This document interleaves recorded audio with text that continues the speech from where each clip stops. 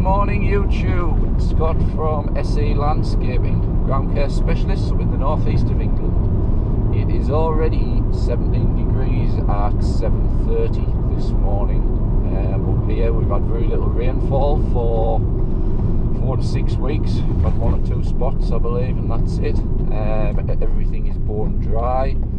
I'm actually going to pick some turf up this morning for a small job for a manager of a company that we work for. The front garden was basically the lawn was shot. It was full of moss. Tried numerous applications, but it was just getting worse and worse. There was very little grass in it at the end once we killed off the moss and the weeds. So rather than a reseed, we just agreed just to put a new lawn down. So what I've done, I've put a timber edge in, just temporary, because as you know, without a timber edge, you cannot,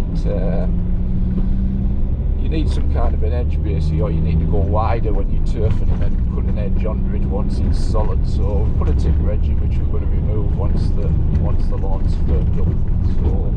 So like I say, I'm on my way to pick some turf up now. We'll go and put this turf down and then it will be back onto grass cutting today. So yes, if you like what we do, if you could like and subscribe and help us build this channel. So here we are on the job I talked about earlier, guys. As you can see, the timber edge is already in as a restraint for the new turf. And the area was already cultivated a couple of days ago, and we give it a bit of water. Just the ground's just been so dry and dusty. So the next job is to firm the area up, as you've just seen with the little dance, and now to rake it level and get rid of any stones and bits of the old lawn. Just rake it in a couple of directions just to get rid of any low and high spots so that you can get it as level as you can. That's the main job. Ready for turf laying. That's the rubbish just coming off there under the van, just to leave it a nice clean surface. Walk in the low spots again. If there's any soft spots, just walk over it again and then rake it again. You don't need a finish as you do with a seed area for turf. Not as good anyway, not as good a finish, but you still need a level surface and no big stones or anything, because the turf will have nowhere to knit underneath. So yeah, that's pretty much it. And now on to the actual laying of the turf.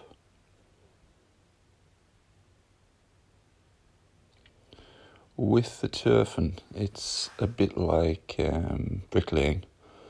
You look to lay it in a brick formation. Basically, once you finish one row, you start the next one a bit shorter, or you cut a roll in half and start it a bit shorter so that your joins aren't all the same all the way up. Like I say, pretty much looking at the side of a brick wall, that is the sort of what you want with the turf as well.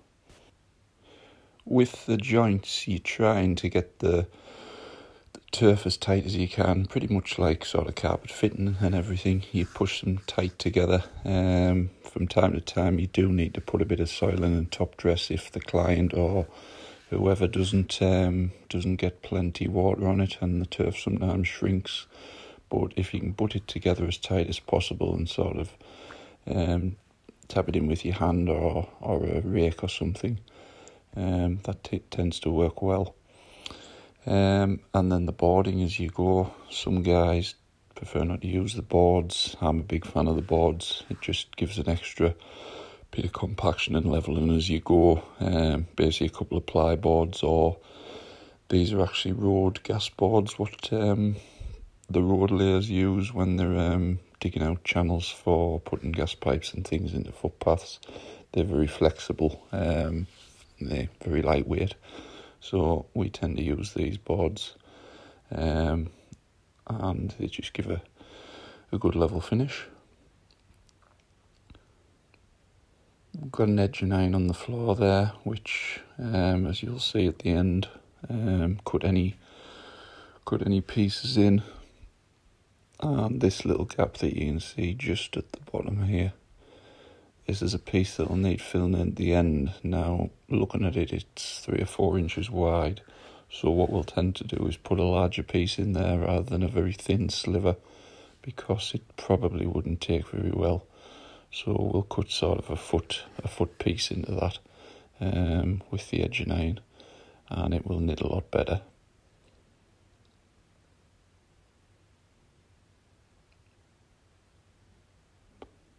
So this job was 26 square metres. When pricing turf to allow for various offcuts, and sometimes you get bad rolls, it's best to allow a few extra rolls depending on the job. So something like this, I got 30 metres delivered, but on a larger job you may get a few more rolls, just so that you don't run short. And like I say, if you get a couple of bad rolls sometimes where they've been cut with the machine badly, it's best to get a few more.